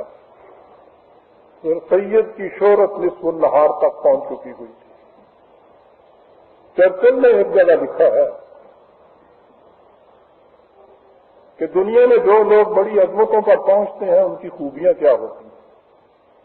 وہ ان خوبیوں کو گناتا ہے اور اس کے بعد یہ کہتا ہے کہ یہ عظمت بہت کم انسانوں کے حصے میں آتی ہے اور ان کے ساتھ بھی یہ بیتتی ہے کہ انہیں کبھی کمتر درجے کے انسانوں کا جذبہ حسد اور بے اعتمادی ستاتا ہے اور کبھی انہیں دوسروں کی حماقتوں اور غلطیوں کا خمیازہ بھگتنا پڑتا ہے. کمتر درجے کے انسانوں کا جذبہ حسد ہمیشہ ان میں سے جو شخص آگے بڑھے گا، کمتر درجے کے انسانوں کا جذبہ حسد ہمیشہ ان کی مخالفت کے لیے ابھر آئے گا. تو سید کی شہرت جب بین الاقوامی حیثیت اختیار کر گئی تو غیر نہیں، خود سر سید کے اپنے دوستوں کے حلقے میں قریب ترین جو مولوی سمیع اللہ خان اس کا نام تھا، سر سید نے یہ دیکھ کر کہ میری عمر اب آخر میں پہنچ رہی ہے، اس نے یہ نہ کہا کہ کالج کا سارا انتظام اپنے ہاتھ پہ رکھے. اس نے کہا کہ کچھ بورڈ آف ٹرسٹیز مقرر کر دوں اور ان کے ہاتھ میں یہ نظم و نسق دے دوں. کچھ ایسا نظر آتا ہے کہ یہ جو جمہوریت کا یا مشاورت کا نظام ہے یہ شاید اس قوم کو راس ہی نہیں آتا. جب تک اکیلے سر سید کے ہاتھ میں تھا تو کہیں سے کوئی چو نہیں ہوئی. اس نے جب یہ کہا کہ نہیں صاحب اس کے لیے ایک ٹرسٹیوں کا بورڈ بنا دیا جائے تو اب لگی جوتیوں میں دال بچی۔ سب سے پہلے ان کے یہ جو سب سے بڑے دستے راست اور سمیع اللہ خان بہادر تھے مخالفت کے لیے کھڑے ہو گئے۔ سر سید نے ٹرسٹی بل کا مسودہ پیش کرنا تھا کمیٹی میں، وہاں کچھ مخالفت ہوئی، لیکن کمیٹی نے سر سید کی بدقسمتی کمیٹی نے ان کی ان ترمیمات کو رد کر دیا مولوی سمیع اللہ کی، اور سر سید کا مسودہ پاس کر دیا۔ بس اس کا پاس ہونا تھا، سمیع اللہ خان صاحب وہ جھٹ سے سامنے کے پلیٹ فارم پہ کھڑے، اور اس کے بعد چند ہواریوں کا ساتھ مل جانا تو کوئی بات ہی نہیں۔ سر سید ساری عمر دشمنوں کی مخالفت سے کبھی نہیں گھبرایا تھا، بڑے بڑے فتوے اس کے خلاف لگے، کبھی اس کی پیشانی پر بل نہیں آیا تھا، لیکن یہ جو اپنوں کی طرف سے اس قسم کے چرچے لگے تو بلاخر دل ہی تو ہے نہ سنگ و خشت، درد سے بھر نہ آئے کیوں۔ سر سید کی صحت پر اس کا بڑا اثر تھا۔ ہجوم مشاغل، کثرت کار، عمر کا بڑھ جانا، اور اس کے بعد یہ اتنا بڑا دھکا کہ وہ اس کو لے گرا، اور یہ عظیم الشان انسان، یہ بطل جلیل، یہ ہمارا محسن اعظم 27 مارچ 1898 ایک خرمن مراد اپنے آغوش میں لیے ہوئے یہاں سے رخصت ہو گیا۔ خدا رحمت سناتی آشقان بات ملتا ہے۔ سر سید کی وفات پر ساری دنیا نے مرثیے کہے۔ انگلستان کی ایک خاتون غالباً مسکا سینٹر کی، وہ یہاں آئی تھی، اس نے وہاں نظم میں ایک مرثیہ لکھا تھا، حالی نے اس کا ترجمہ ہمیں دے دیا ہے۔ سنیے کہ غیر قوم کی ایک خاتون ہمارے اس وقت جلیل کے متعلق کیا لکھتی ہے۔ اس نے لکھا کہ ایک تناور درخت جہاں کھڑا تھا وہیں گر پڑا، اس کی سایہ دار شاخیں چاروں طرف دور دور تک جھومتی تھیں اور صحت بخش شبنم ان سے ٹپکتی تھی۔ انہوں نے کثرت سے بیج بکھیرے اور ان کے سائے میں بنجر زمین میں حیات تازہ کی نمود ہو گئی، بیج پھوٹ نکلے، شگفتہ و شاداب پھول کھلنے لگے، اور خوبصورت پھولوں نے جو حسن اور توانائی سے آراستہ تھے اس ویران گلستان کو گلزار بنا دیا، اس ویران ریگستان کو گلزار بنا دیا۔ اب اشک بہاؤ اس شاہانہ درخت کے لیے کہ اجل نے اسے گرا دیا۔ غم کرو لیکن امید کے ساتھ، کیونکہ وہ سرسبز و شاداب کھیتیاں جو اس کی عرق ریزیوں کا ثمر ہے اس کے مزار کے گرد لہلہا رہی ہے۔ جن نونہالوں نے اس کے آغوش میں نشو و نما پائی وہ اب پھول پھل رہے ہیں، یہ نونہال بھی اسی کی مانند زندہ رہیں گے تاکہ کسی نہ کسی ویرانے کو گلزار بنا دیں۔ اے دنیا کے درد مندو، اس عظیم انسان کی موت پر خون کے آنسو بہاؤ۔ اور الہ آباد کے ایک ہندو پنڈت نے یہ کہا تھا، غور کیجئے برادران عزیز، اعتراف وہ ہے جو دشمن کی زبان سے نکلی۔ اس دور کا ہندو پنڈت کہتا ہے کہ ہم مسلمانوں سے دولت میں زیادہ ہیں، تعلیم میں زیادہ ہیں، تعداد میں زیادہ ہیں، مگر افسوس ہے کہ ہم میں کوئی سید احمد خان نہیں، بلکہ ہم اگر 20 بھی مل کر ایک ہو جائیں تو بھی سر سید احمد خان کے برابر نہیں ہو سکتے۔ یہ تھا آپ کا بطل جلیل، لیکن اس کے باوجود آپ کو پتا ہے کہ اس شخص کو کبھی نام کی شہرت اور نمود جو تھی اس کے دل میں کس کا ولولہ کبھی پیدا نہیں ہوا۔ کالج کے لیے وہ کرتا یہ تھا کہ جو شخص بھی چندہ دیتا تھا سنگ مرمر کی سلیب کے اوپر اس کا نام وہ لکھتا چلا جاتا تھا۔ سارے کالج میں گھوم جائیے، کسی پتھر کے ٹکڑے پر سر سید کا نام لکھا ہوا نہیں ملے گا۔ وہ کالج کے کمروں کو لوگوں کے نام کے ساتھ منسوب کر دیتا تھا۔ دوستوں نے یہ کہا کہ علی گڑھ کالج کا نام احمدیہ کالج کیوں نہ رکھ دیا کر؟ اس نے کہا کہ تم کیا کہنا چاہتے؟ جس کالج میں قوم کے ایک ایک فرد کی پائی رکھی ہوئی ہے، کس کو حق پہنچتا ہے کہ اس کالج کو اپنے نام کے ساتھ منسوب کر دے؟ آخری دنوں میں دوستوں کے حلقے نے یہ طے کیا کہ ہم فاؤنڈر ڈے تو منائیں کم از کم، اس کی تو اجازت دیجیے۔ کہنے لگے فاؤنڈر کے معنی بانی، کہنے لگے کہ فاؤنڈر ڈے، اس کالج کا فاؤنڈر کسی ایک شخص کو تم کیسے قرار دے سکتے ہو جبکہ اس کے ذرے ذرے کے اندر قوم کے پسینے کے قطرے سموئے ہوئے ہیں۔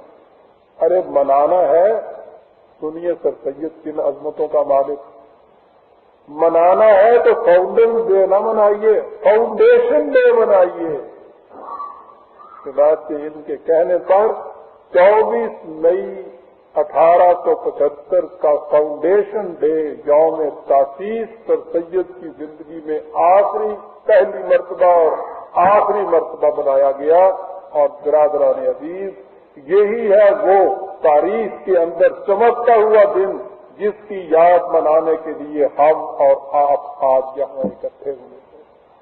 میں پوچھنا یہ چاہتا ہوں کہ کیا یہ دن آپ کی تاریخ میں اتنی عظمت اور درخشندگی نہیں رکھتا کہ اس کے منانے کے لیے پوری قوم متحد ہو کر بیٹھ جائے؟ سوچیے عزیزان من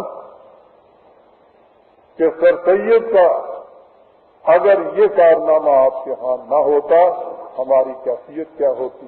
اس کی صورت یہ تھی کہ جب اس کے اوپر کفر کے فتوے چاروں طرف سے لگ رہے تھے تو ایک دوست نے ان کی مدافعت میں کچھ لکھا۔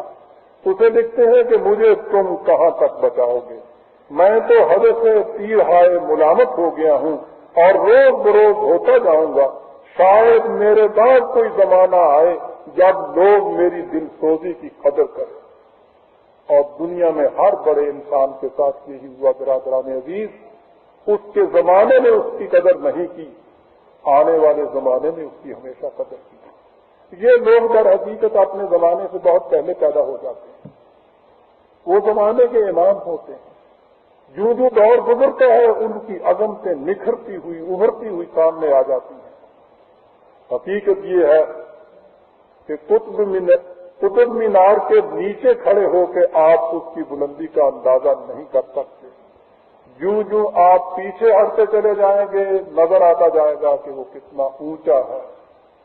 سر سید ہماری قوم کا قطب مینار تھا، جو لوگ اس کے گرد اس وقت کھڑے تھے وہ اس کی عظمتوں کا اندازہ نہیں کر سکے۔ زمانہ گزرتا جا رہا ہے اور اس کی بلندیاں ہمارے سامنے نکھرتی چلی آ رہی ہیں۔ اس نے کہا تھا کہ بعد کا زمانہ میری دل سوزی کی شاید قدر کرے، زمانہ کس انداز سے قدر نہیں کر رہا ذرا سوچیے تو صحیح برادران عزیز۔ سر سید وہ تو زندہ جگہ شہرت کا مالک ہے، اور چیزیں چھوڑ دیجیے، خود خطہ پاکستان سر سید کی سب سے زیادہ زندہ جگہ یاد ہے، اور جب تک یہ مملکت زندہ اور پائندہ ہے اور خدا اسے قیامت تک زندہ اور پائندہ رکھے، اس وقت تک سر سید کا نام زندہ اور پائندہ ہے، اور کوئی مخالفت کی قوت اس کے نام کو صفحہ عالم سے مٹا نہیں سکتی برادران عزیز۔ اس لیے کہ یہی وہ شمع ہیں جن سے انسانیت کی راہیں ہمیشہ جگمگایا کرتی ہیں۔ آسمان اس کی لہت پر شبنم افسانی کرے اور سبزۂ نو رخسا اس گھر کی نگہبانی کرے۔ میں انتہائی شکر گزار ہوں بزم طلوع اسلام لاہور کا کہ جنہوں نے ہماری تاریخ میں پہلی مرتبہ 24 مئی 1875 کی یاد کو اجاگر کیا۔ اللہ تعالیٰ اس کو ان احباب کو اس کی جزا دے۔ یقیناً سر سید کا حق اس قوم پر بہت بڑا ہے، اور ہم اتنے سے اجتماع سے اس کے لیے صرف ایک ستائش کا پھول اس کے قدموں میں پیش کرنے کے لیے یہاں حاضر ہے، ورنہ جو اس کا حق ہے اس کے برابر تو ہم اس کی عظمت کا اعتراف کر ہی نہیں سکتے۔ ربنا تقبل باللہ انک انت السمیع العلیم.